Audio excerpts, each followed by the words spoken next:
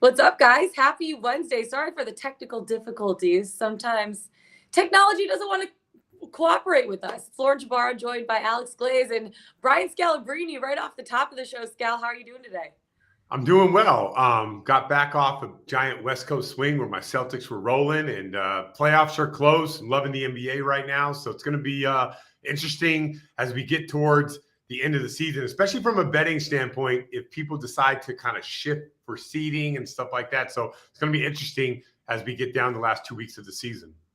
Alex, I know you've been loving your player props a lot lately. Did you have any hit yesterday, or was it a? It's been a love-hate relationship with the player props. Last night I was on Evan Fournier over 3.5 threes, juicy plus money. He had 3, and then Tibbs sat him with about 3 minutes to go in the fourth, and then sat him the entire fourth quarter. We don't need to get into that. I just love the Taj Gibson, Mitchell Robinson lineup that the Knicks went with in the fourth quarter there. The game slipped away. I can go on about it. I won't. I was sitting there yesterday, Scal, at the game, obviously traveling with the Hawks, and Alex I looked down at my phone. I probably had 12 text messages for Alex, just like, Lauren, go talk to Thibodeau. Lauren, what is he doing? What's going on? Blah, blah, blah, blah, blah. I'm like, sorry, bud, I'm staying out of this one. Hey, Lauren, I know you're close enough. Can you do me a favor? Can you chirp at Tibbs and just ask him, what is he doing? Can you just ask him? I'm just curious. What's he doing? Let me ask you, Alex, do you only root for your bets or? No. Yes. Like if I'm watching a game, like once I decide I'm going to bet on something, I'm going to watch the game, and I'm only watching for that bet. Like I'm watching once that bet hits, or whatever, then I'll enjoy the game. But like I'm solely watching Evan Fournier yesterday as he just went 3 for 9, and then so when he's sitting, I'm very acutely aware of where he's sitting when he gets up to like maybe go stretch a little bit. I'm like, all right, he's about to come back in. No. Have you ever? Okay, so let me ask you this. Like, I think this is could be a little psychotic. On a Monday, you love Trae Young, but on a Tuesday, you don't love Trae Young. So do you actually find yourself loving Trae Young when he's covering, and then actually the next day rooting against a guy like that? I think I would be too all over the board with that. See, I don't like to root against guys necessarily. You only take the overs? Like on player props, like very few, like you won't find me taking a lot of unders in player prop situations because I don't want to root which is very opposite of like my normal logic of rooting for unders. But like I don't want to root for guys to like miss shots and stuff. Like that's no fun. Like I only look for like over spots with props. That's just my approach to it. Yeah, I remember the last time I was on air, you were asking me about the Kyrie Irving. Yeah, that prop was over in the first 5 minutes. First quarter, yeah. And hold on, we'll talk more about Kyrie Irving because it's his birthday today. So I mean, I don't want to, we'll talk about that later. Right. Yeah, he has another Kyrie Irving prop for you that he wants your take on. So we'll talk about that in a second. Before we do, let's head west to Denver. Obviously, MPJ and Jamal Murray, they were close to returning, and now Michael Malone's saying that Jamal Murray is not close to playing. What do you think is kind of going on there in that situation?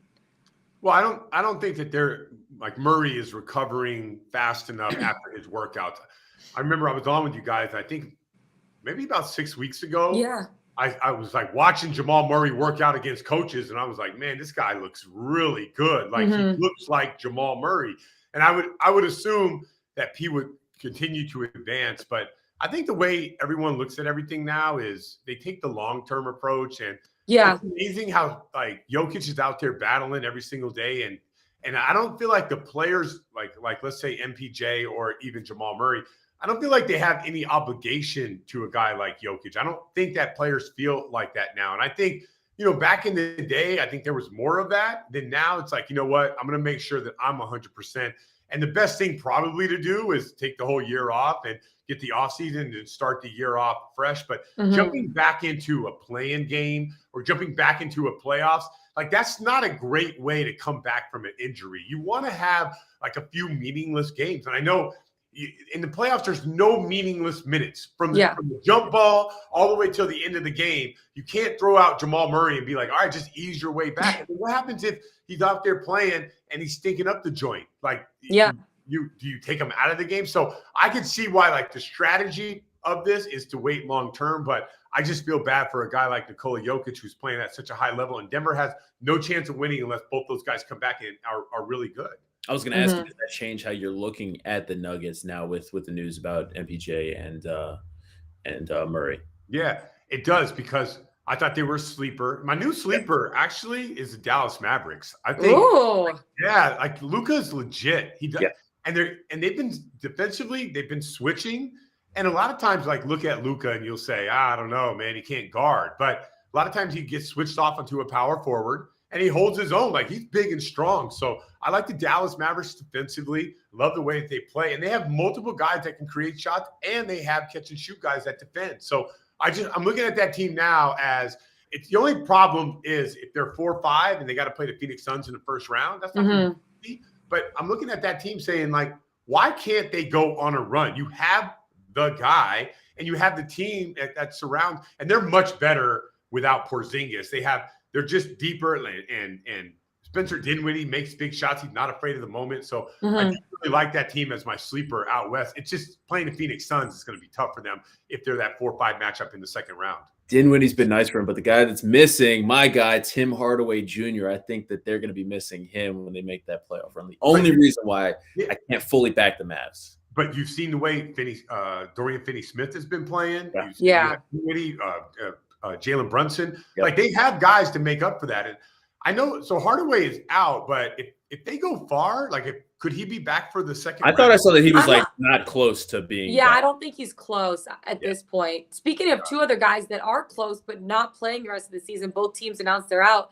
Damian Lillard and Zion, both the Blazers and the Pels, even though they're cleared to play, said they're not going to be playing this season. How does a decision like that affect the chemistry of a team? Or is it one of those things too, similar to Jamal Murray, where, hey, right now, like, it's going to be hard to bring guys back with however many games left in the season and not really playoff hopes right now. Right. So we'll go to Portland first, right? Because you guys know how I feel about Zion on his mountain Dew, like that, right? So let's go Portland first. So a lot of things they're looking to, like, kind of reload, and they'll get a high draft pick. You know, who knows what happens in the lottery, right? So they'll get a high draft pick, and then they might be able to take that pick and go out there and send it to somewhere to get a guy to join Damian Lillard. Now, if that pick is, 10, 11, around that area, maybe they don't, like, maybe a team's not going to do backflips over that. But if they win the lottery, they're in a very different situation. They could, if they're in the top 3, they could end up trading Damian Lillard and going with a young rebuild. If they're in the top 3, they could end up trading that pick for a disgruntled superstar coming in. So you never know. And I think Zion actually spending time out there, who knows, like, New Orleans might bounce on him, because as I transition into Zion's up for an extension. And if he plays and gets hurt, obviously it's going to affect his money. Yeah. He really does have New Orleans right now where he wants him. I know it's unfortunate, because that's just the way the business works. But Zion's going to end up asking for $180 million. He could and they can end up paying him for that. There might be some player games in there, like bonuses that he could reach, but he's going to get paid this offseason. So there could be some smoke there depending on how the lottery goes. But that's what both teams are doing. Zion's looking out for himself, and I disagree with that because New Orleans right now is trying to make a run, but it's going to be hard. It would be hard for Zion to come back, like I said, with the things with Jamal Murray, come back and make an impact right away. Yeah. I do like New Orleans. Every day I root for the Lakers to lose and New Orleans to win, just so they can have home court. Because I want Anthony Davis to walk in with a "That's All Folks" t-shirt on and go into New Orleans after playing the play-in game. And by the way, New Orleans owns their pick protected up to 11. And not, it goes over to Memphis. So there's a little bit of juice in the backdrop of that story. I love juice. What did you think about? Did you see that video of Zion dunking the ball at his practice facility? What did you think about his dunking skills right now and getting back into it? I mean, I would rather see him playing one-on-one and guarding people. Like, I know come on, man. There's a lot of guys that can go forward and dunk and all that stuff. Yeah. It's part of it, but that doesn't mean that he's ready to play or anywhere close to playing. Zion's about longevity. It's not, we all know he can dunk. Like, can he withstand the wear and tear of 82 in practice grueling season? No one knows that. And that dunk does not prove that he can. And then secondly, like, there's a lot of good players out there that could dunk that they can't guard. So there's more to it. I know what he's doing. He's dropping the Jordan Zion 2s So he's kind of making it like this is like a PR stunt for him, which is also a little bit whack, right? First, I got him on the couch drinking Mountain Dew, playing video games. Now I got him dunking and play for his team because he's worried about his shoes. So, I love Zion as a player. I think he was going to be a really good player. I'm really down on his marketing team and what they're doing right now. Mm-hmm. Scal, I want to ask you about one more team before we get into tonight's slate. The Grizzlies, second in the West right now. Been really impressive all season long. As someone who's been there before with this young Grizzlies team, just what can they expect as they get ready for the playoffs? Is it going to be a different feel, different mode that guys take it in the playoffs? You mean the teams that they'll be going against? Right. What can they expect when they get ready for the playoffs? It's not going to be the regular team. I think with the Warriors right now and Steph Curry out, I think that these guys, they're not going to move to 1. Okay. They probably won't drop 3. And this team is really good and they play hard. I think they can all settle in to number 2. But going into this, here's the challenge. This whole team was built with a chip on their shoulder from John Morant all the way down, right? These guys have all said things like at one point in time, someone has written that they weren't good enough. From Steven Adams, supposed to be a second-round pick, and he's established himself as a force in the NBA, to John Morant, to Dylan Brooks, to Desmond Bane. Like all these guys have all had that chip on their shoulder. But now instead of being the hunter, they're the hunted. So I'm curious on how they handle the first round if they face adversity. Let's say they open up and they split their first 2 games. Can they bounce back? My guess is the way that they play, their style, pace and space, they move the ball, I think they'll be fine. But the only thing that you have to look at is, like, how do they handle when adversity hits? And adversity usually hits these young teams, and sometimes they can go one way or the other. So I'm liking Memphis. I'm actually, if the Warriors do not get right, that means Steph Curry, Draymond Green's back, Iguodala. They don't get right, they'll lose to Memphis. If they do get right, I actually think the Warriors can beat Phoenix. But they have to figure out how they're going to get healthy. They need to be healthy. But if not, I would pick the Memphis in the second round to end up beating the Golden State Warriors. So, but I think it's going to be interesting that they're going to play with that, if they continue to play with that underdog mentality. Mm-hmm. Let's get into tonight. There's 11 games on the slate, quite a few. I'm looking at some of your bets. So you like the Pistons taking on the Hawks. You're fading the Hawks after their big win at MSG yesterday. Yeah, I think the Hawks will win, but I think the Pistons will compete all the way till the end. And Pistons are, I rode the Pistons last time on this show against the Miami Heat, and even Cade Cunningham didn't play. It was a 12-point spread or 13. I think it ended up being 13, but those guys are fighting hard right now. So I do like the Pistons at home. They're not on a back-to-back. Atlanta is on a back-to-back. Atlanta will be challenged. I think Atlanta will win this game because they want to win this game. They want to see if they can move up and get home court advantage in that first play-in. But Pistons are going to be tough in this game. So it wouldn't surprise me if the Pistons end up winning this game. But I don't think that it's 5 points, and I really do like the Pistons. That's my best bet of the night. The other one I like is the Warrior game. Like, you guys saw the comments about Draymond Green. We're soft. We played stupid. We got to play a lot better. They scored 90 against Orlando, and they're a good team, a good, well-coached team. I think the Warriors bounce back. 7 points. Now, I know they're on a back-to-back, and Miami needs this win. Miami hasn't been playing great basketball lately. So with the Warriors, it wouldn't surprise me if they go down to Miami. Remember, they're on a back-to-back, which usually means they're going to have the night off in Miami. So in Miami, you really want to get a win before you go hit those streets. So they have extra motivation to go out there and hold their chest up as they walk around and go to Live or go to all these like unbelievable spots. So Warriors extra motivation to go out, want to go out in Miami and enjoy the food and the drinks and the festivities after a win. I got the Golden State Warriors on tilt today. Playing at a high level. Not sure they'll win, but I like the 7 points. I want to ask you about the Lakers-Sixers game tonight. That game's interesting to me. Do you have a side in that one? 7 seems like a big number, but the Lakers also only 2. Have only covered in 2 of their last 6 games. So are you comfortable laying 7 with the Sixers tonight? Yeah, with Embiid and Harden sitting out the last game, and you saw they had that big win against Miami. I think that's a confidence builder, kind of like a springboard game. With LeBron sitting out, the Lakers coming off of a win. It's amazing listening to the Lakers in their press conference. When they win a game, they act like they're still trying to tell the media, like, we told you guys we were good. No, like any team could be any team in the NBA. Your team is garbage, and you win a game, and you act like I told you guys we were good for all those haters out there. No, they're not haters. You guys aren't a good basketball team. I look for the bottom to fall out from LA tonight, no LeBron, and I look for the Sixers to have a really nice night in LA. Now, the only thing I'm worried about is this, going back to Miami. Like James Harden, there's no way he got his rest in Miami. So I can see if he could be a little bit off, or maybe they're coming off of the Miami Heat hangover and they could struggle. But on paper, this looks like the Sixers should take care of business. Yeah. The Nets are taking on the Memphis Grizzlies tonight. I really want to get into this prop, Alex. Ask Scal about the prop that you have tonight. All right, Scal. When's your birthday? My birthday just passed. It was March 18th. Okay, so but it's in season. Happy belated, by the way. Yeah. Happy. So you've had birthdays in season. You've played on your birthday. You've been.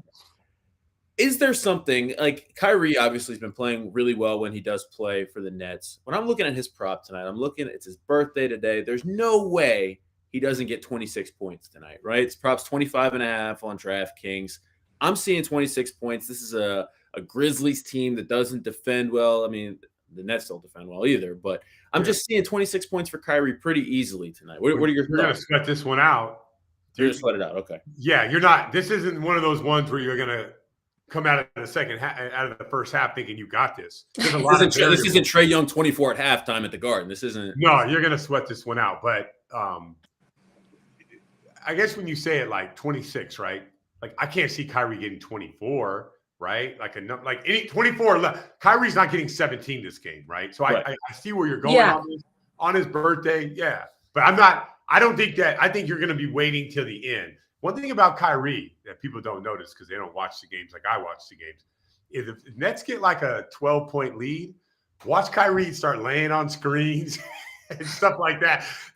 He has the biggest tendency to let other teams back into the game. So that's one of those things where, let's say he did have a big first half, and he has a 20-point lead. That 20-point lead will turn to 7 real quick. The night he played Charlotte, they were up by like 30. Next thing you know, it's an 8-point game because Kyrie stopped defending. So I do like this. And I could see it, but I'm telling you, you'll be sweating this one out until at least about 5 minutes to go in the fourth. To be fair, I think when you got 50 points, you can lay off on the defensive end a little bit. I don't know. I think you get cut you a little slack there. No, I mean, if you're trying to create championship habits, you're not supposed to be laying. I agree. It's a habit.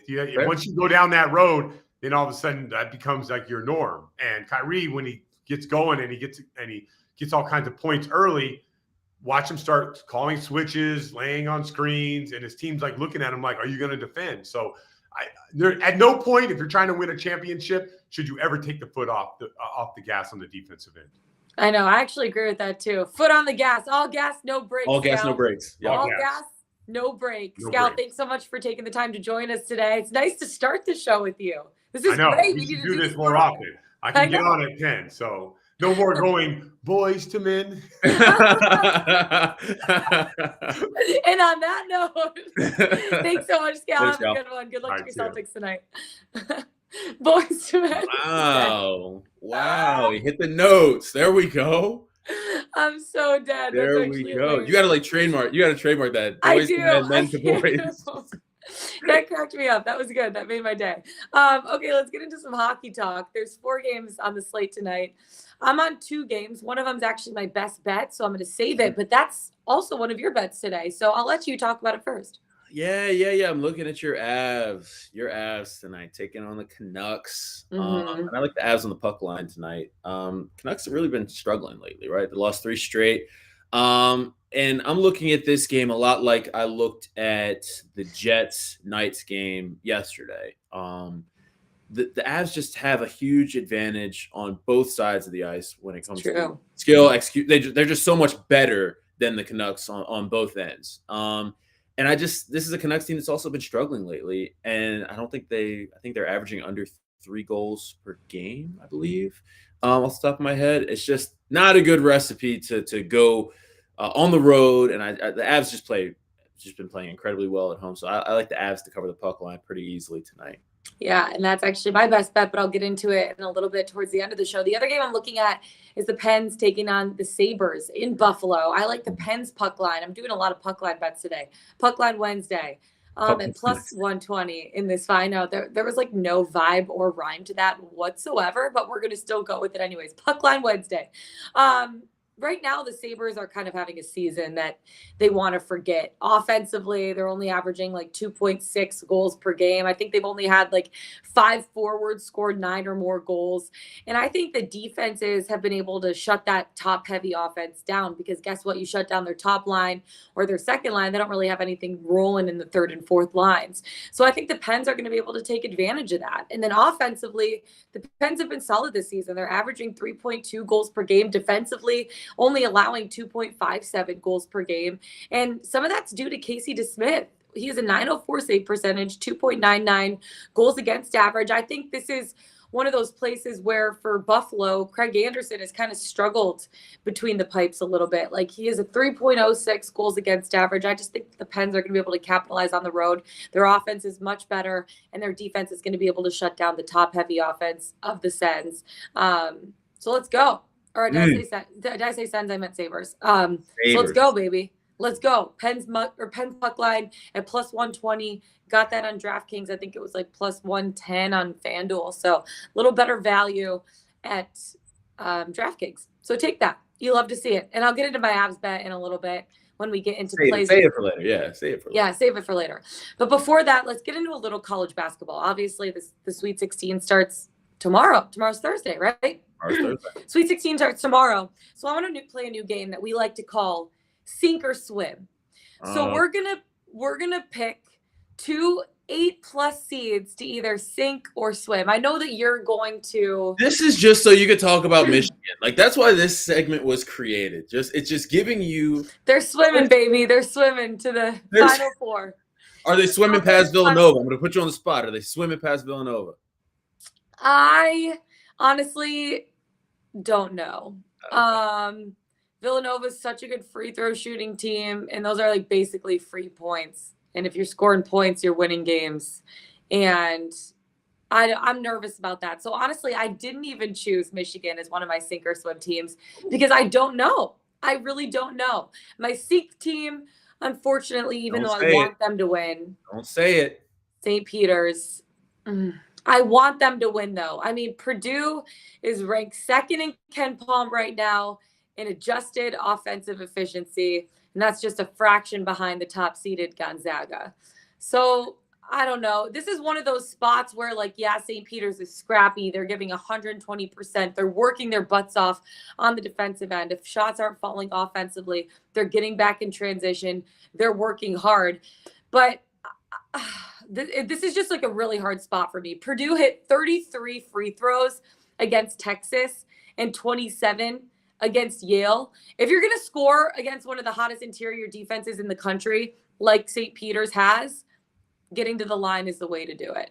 I think that they're not. I don't know, and I'm annoyed that I won't be able to watch that game. I'm going to be at the Kansas game. But how dare no. I want to watch St. Peter's because I want. First of all, I like Jaden Ivey, so I always like watching Jaden Ivey play. And then I want to see our boys play. And then did you see our guy, Doug Edert, get his he got an NIL deal with Buffalo Wild Wings? Good for him. Look, cashing in. So good for him. I mean, gosh, I want St. Peter's to keep it rolling. I mean, I do too. I don't think it's gonna. I mean, Zach Edey's gonna be like. I know. They're from Purdue is a Jersey. 12. They entered into it as a 12.5-point favorite. Here's one of the things: the Peacocks are just one of the third 15 seeds that have made it this far. They're on a 10-game winning streak right now. And during that streak, they've only allowed 35.8% of shots to fall. It's the best in the country. Kentucky and Murray State, both teams from the state of Kentucky, did not have an answer for it. That's the only reason why I think Purdue can, is they're really good at getting to the line. 33 and 27 free throws made in their first 2 games in the tournament. I mean, that's a lot of points coming from the line, and that's the way to get past a great, solid interior defense. So that's the one thing that makes me a little bit nervous in this spot. Wouldn't you agree? I agree. I'm just kind of I'm bummed out. So they're sinking. Who's swimming for you? For me, swimming, UNC, North Carolina, they're ranked top 15, or UCLA is ranked top 15 right now on both sides of the ball in Ken Palm. But UNC torched Marquette. They won in a scrappy overtime fashion against Baylor. And they did that without Brady Manchek, right? He got, I think he had a flagrant foul, or what, he was ejected with like 11 minutes left, wasn't he? With a flagrant foul too. So he's one of those, I think that that's kind of why like Baylor closed the gap a little bit. So he's clear to suit up against UCLA. And UCLA hasn't necessarily seen a close game this season. I think this is going to be one of the first close game in the tournament so far. I think this is going to be one of the first close games that they see. I really do. And I like UNC's fight. We're going to see that again. Like when that team's on, Alex, they're on. They've been playing defense. They've been playing great defense, which they weren't doing in the regular season. So that's been the difference. I look at the Bruins. They're 22-0 when they shoot above 43%. They're 5-7 when they don't. UNC has allowed less than 43% shooting on average this season. And 3 of the last 4, the teams that they played against only got to 36%. So their defense, I think, is going to be a really, really big thing for them in this spot. We'll see. And I also think the fact that Brady Manchek can play, he scored 28 against Marquette, 26 against Baylor before he was ejected with that flagrant foul too. So I think that if he was in for those last 11 minutes against Baylor, I don't think Baylor would have come back. I don't think it would have been an overtime game. Truly, he's their best player. So I think with him being able to be in, just don't throw an elbow in a guy's face and go get a flagrant foul too and get ejected. Okay. That's all I got. I mean, I got to like for all the crap I just gave you. My sink was also St. Peter's. I know it makes me sad because it's sad, but it's the low hanging fruit. Zach Edey is just. I know they don't get pushed around. They're from Jersey City. They're tough. They're all this. Zach Edey's just going to be too much inside for them. I think they're going to be able to do a good job throwing bodies at Jaden Ivey because that's what they've been able to do defensively. They just throw bodies at you, and it's going to put a lot of pressure on Purdue's, other players. But I just think Zach Edey is going to be just too much of a load inside for them to deal with. I see a comment in the chat here. Purdue team total is a lock. I don't have that up in front of me right now, but. Jack, Jared, or Jack, Justin, what is Purdue team total? Please look that up. Yeah, let us know. Let us know. But yeah, so I'm going against our guys. I'm gonna be rooting for our guys, but right now I love a good Cinderella story. You know I love a good underdog story, Alex. Who's your swim team though? Who do you got swimming all the way to the Elite Eight? Okay, but this is also kind of like go blue, low hanging fruit. I'm going with Miami. The low hanging fruit. Everybody and their mothers is on Miami. Yeah, but that's because have you seen 74.5 is the team total for Purdue. That seems suspicious. It's a little sus. Don't be suspicious. Okay, but yeah, I know everyone's on Miami, but have you watched Iowa State play this year? I've actually watched 3 Iowa State games this year, and I don't want to say how they make me feel because I don't know if it's but I don't want to watch any more Iowa State games. And that's one of the games that's going to be in Chicago. I actually have tickets to that game. And I don't even think I'm going to stay for that game. That's the second. What? I think we're going to go to the bar and end up watching the UNC game. I think that's where that's going to be that UCLA UNC game is going to be a good game. Yes. So it was go to the bar, watch UCLA UNC, or stay and watch Miami Iowa State. Iowa State, great story, great defensive team, but they just don't have the offense. And I think what we've learned in this tournament is the ACC probably a little bit better than we thought and we gave them credit for, right? Remember, this is a Miami team it's true. That took Duke to the wire.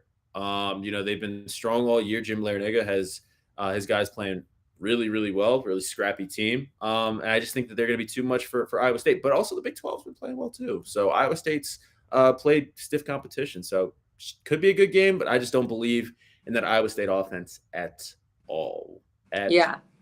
I like it. Okay, you're not going to be on because obviously you're going to be at the games for the Sweet 16. So give us a couple of your picks that you have going into Thursday and Friday this week. Yeah. So my favorite pick for this round is Texas Tech, and I'm going to lay the point just to get the minus 110 here. Yeah. We've talked about how good the Big 12 has been this season. And this is a Texas Tech team that has faced teams like Kansas and Baylor, 2 1 seeds in this tournament. So they're not going to blink when you look at the talent that's on this Duke roster. I feel like a lot of teams, this will be the most talented team that they would have faced this year, right? I don't think that you can easily say that for, well, maybe you can for Texas Tech, but still, they're not going to blink, right? They're one of those teams that relies on their defense, and I think they're going to be an advantage because they faced elite offensive teams like Kansas. Yeah. And they're going to be able to slow down that Duke offense a lot. They have the 7th ranked scoring defense and are allowing opponents in this tournament to average under 60 points per game. They held Montana State to 62 points, Notre Dame to 53 points. It just feels like people are going to be all over Duke because this is a short number. The way Duke played against Michigan State and the way they looked against Michigan State, I think that says more about where Michigan State's at than where Duke is at. So I could be wrong. But I just think that this is a Texas Tech team that maybe people are sleeping on a little bit here. And the other play I have is Kansas minus 7.5. And I want to look for our guy in the chat. Let me see. Big Providence guy, Peter. I don't know if he's talking Providence yet. He's probably going to in a second when he catches up to this. But I'm fading Providence in this spot. Their luck is going to run out on Friday. Luck can't take you all the way, baby. It can't happen. Kansas is absolutely rolling in this tournament. This is going to be the toughest test of the season for Providence, and it comes in a win or go home spot for them. I'm a little hesitant. I will say, Peter, I'm a little hesitant to fade Providence because they have been really good in this spot as an underdog this season, but I just don't see a way that they keep this within 8 points. And I know that it's going to be a game that the public is going to be all over. But me, I'm a man of the people sometimes. I'm going to be with the people. Sometimes I'm a man of the people. Sometimes. This is one of those times. I'm going to be with the people, laying the 7.5 points with. He's with the people. Yes. That's all we got to say about that. Speaking of people, let's go to Pickswise.com and hear from some of our people about the 3-star play of the day. AG. Oh my gosh. How many do we got? 3-star plays. 3-star plays. What do we have today? Let's hear it. We don't really. Do we have? Okay. Oh, of course today I get these ones. Like, all right, we got a couple from our guy Ricky from the Miami Open. He's got 2 plays up. I'm not gonna lie to you. I don't want to butcher these names. But just go to Pickswise.com. Just head to Pickswise.com. Ricky's got 2 plays for the Miami Open. Trust this guy. Ricky knows what he's talking about. Plus 1,300 and plus 1,400 plays, but he's got him 3 stars. So 13-1, 14-1. You love to see it. Okay, getting into our best bets of the day. Do you want me to go first with my abs? Yeah, go first. My abs pick. Okay, yeah. I like the abs puck line. We're on the same spot, which rarely happens, me and AG agreeing on something. And I got him at minus 120. These are 2 teams right now. They're taking on the Vancouver Canucks, who also just traded away Tyler Mott to the New York Rangers. So they're kind of lacking depth pieces as well. These are 2 teams right now that are on the opposite sides of the Western Conference. The Avs wanting to stay at first in the West. The Canucks are eager to snap out of a 3-game losing streak right now. They want to pull off a road upset, but let me tell you, Ball Arena in Colorado, it's a tough place to play. First of all, it's at altitude, and then also just the arena, the fans, it's loud, it's crazy. It's so much fun to be at a game there.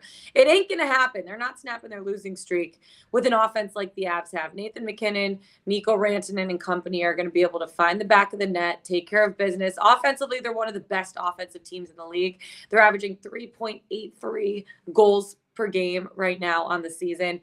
And Cale Makar also is phenomenal from the point. He's going to open up the offense from the blue line.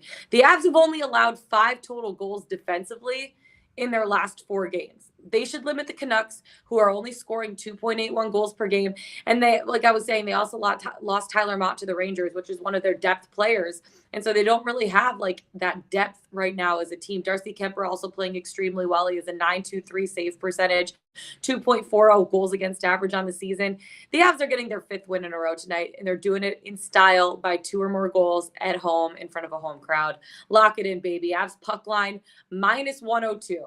You'd love to see it. What do you got for today? Love it. All right, we talked about this pick earlier with Scal. Kyrie Irving over 25 on his birthday points available on DraftKings, 26.5 on FanDuel. Those are the only 2 spots I look for, but 25.5 on DraftKings. That's where I'm at. On his birthday, 30th birthday today, big day for Kyrie, going against a middle of the road defense in Memphis. Kyrie's been on just an absolute tear lately, averaging just under 38 points this month.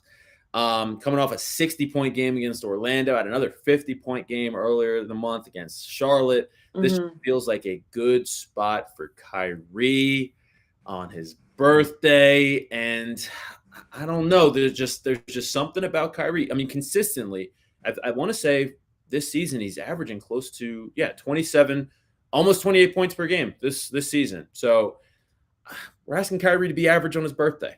Yeah, it ain't happening.